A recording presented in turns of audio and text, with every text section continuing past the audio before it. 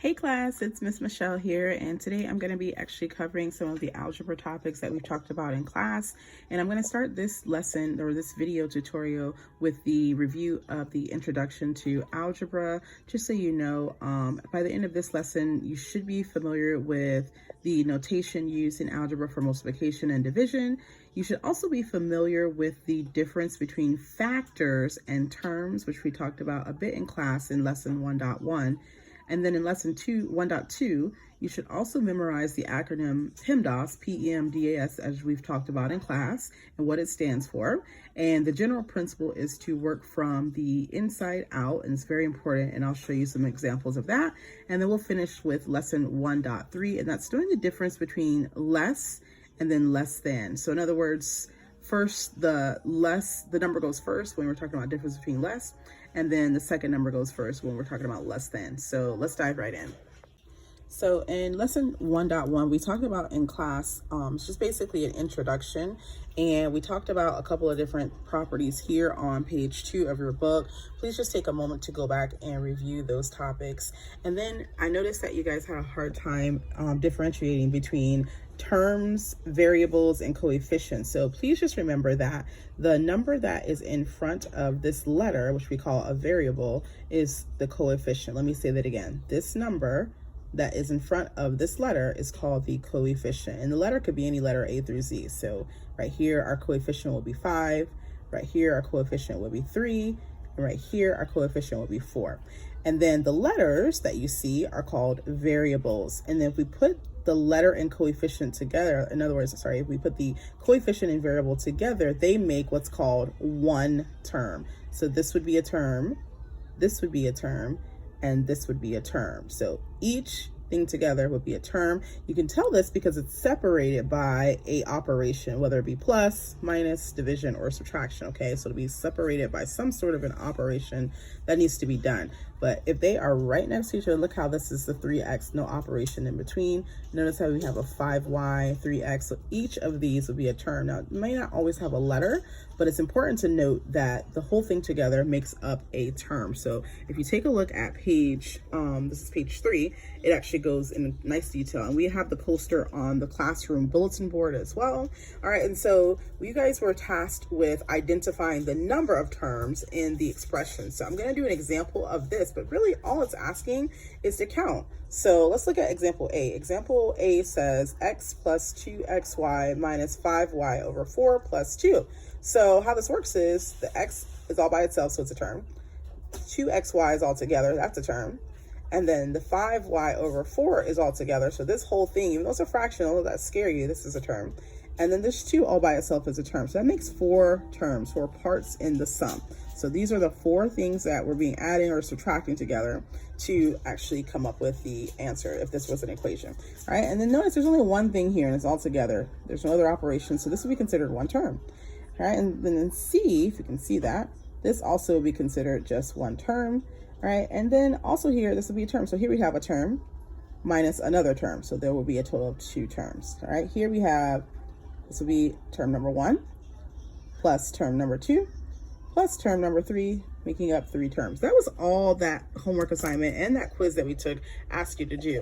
All right, so I'm gonna pause this video and I'm gonna show you guys some examples of this. Okay, so on page 5, we have question number 14. I just grabbed a random question, but it basically is asking the same thing to identify the number of terms in this expression.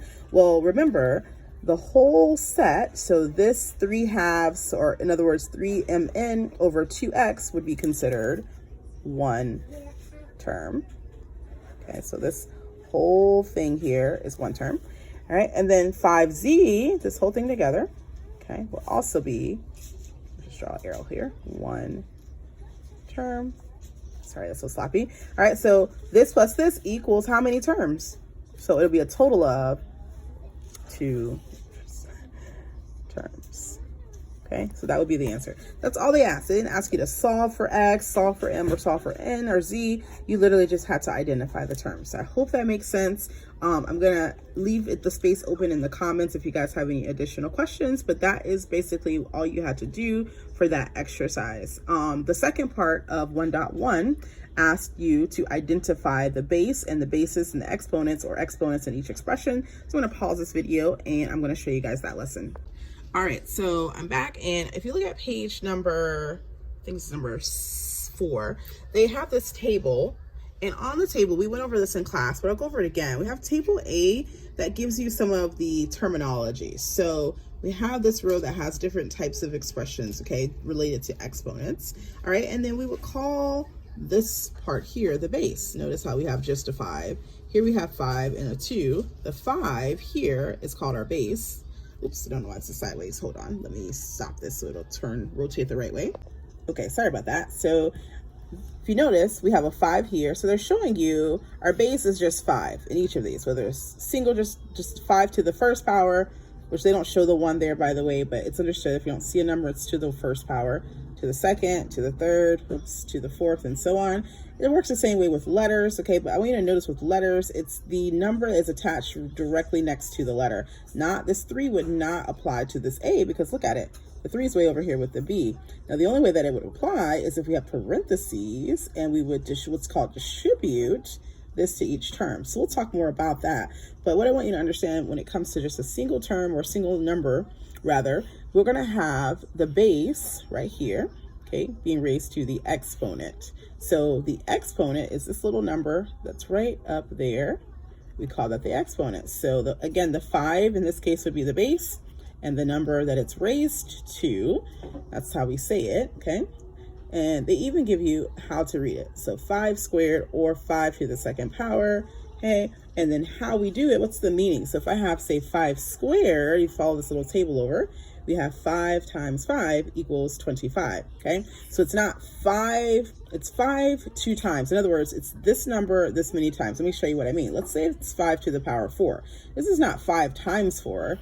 It is literally 5 to the 4th power. This is a huge number because the number is going to grow exponentially as we expand upon 5. That's the thing with exponents. So it's 5 written 4 times, okay? Like this. Not 5 times 4, but it's the number 5 multiplied 5 times, or 4 times in this case. So we've got 5 times 5 times 5 times 5, and look how big that number is, 625. Definitely not 5 times 4, right? All right, and the same thing would apply if you have letters. So let's look at this one. We got A times B to the 3rd. Okay, so we have A and B, all right? And it's A times B cubed because, again, the 3 is only associated with the B. B would be the base. 3 is our exponent. A is only to the power of 1 because, remember, we don't see a number there. It's understood that it's 1, and that's why you see for exponents it's 1. I hope that makes sense. All right, and so then how we would write this is A, because there's just one A term, and then 3 B terms. So B times B times B would be A to the B, like that. All right. And then the last one will be this situation. And we talked about this in class. Someone asked me a question. I think it was Riley. But how do you break this apart? When it's like this, it's like so, okay? And we'll talk more about this, don't stress, but it will look like this. All right, so they're giving you the examples of some of the situations that you could see. And then we have this little table where we could identify the meaning, which is the base, which is the exponent, and then how will we actually write it out? How will we do the math behind it, if you will? How will we actually expand that? And so that's what it's showing. So in your homework and on your quiz, they asked you to do that. So I'm gonna pause this video and I'm gonna take you to that page and we'll do an example. All right, so I literally just took a question from page number 5 in your book, and it is actually from the section that says identify the base or bases and the exponents in each expression. All right, so let's work through this one. So step 1, they want us to identify the base, and then they also want us to identify the exponent. So let's see what we have as a base, okay? So you have a 3 here.